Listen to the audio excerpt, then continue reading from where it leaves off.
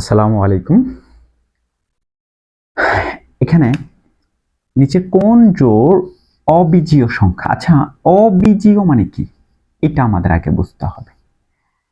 তাদেরকে অবিজীয় বলা হয় যারা বাস্তব সহগ বিশিষ্ট কোনো বহুপদী সমীকরণকে সিদ্ধ করতে পারে না, মানে এদের কখনো মূল হইতে পারে না। বাস্তব সহগ বিশিষ্ট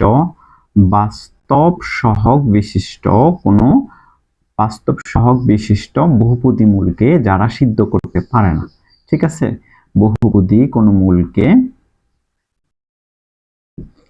বহুপদী সমীকরণকে কি করতে পারে না?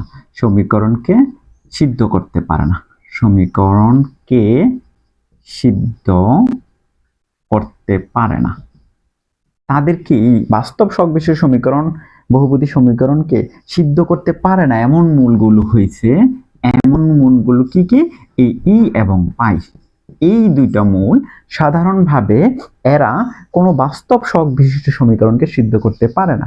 আর যারা বাস্তব সহগ বিশিষ্ট কোনো সমীকরণকে সিদ্ধ করতে পারে না তাদেরকে কি বলা হয়? সাধারণভাবে অবিজীয় মূল বলা হয়। তার মানে আমাদের বাস্তব যে সহগ বিশিষ্ট যে বহুপদী সমীকরণগুলো তাদেরকে আমি সমাধান করি যতভাবে করি ই এবং পাই পাওয়া যাবে না, ঠিক আছে? এই কারণে এদেরকে অবিজীয়, এরা কখনো মূল হতে পারে না, ঠিক আছে? আমাদের আনসার কোনটা?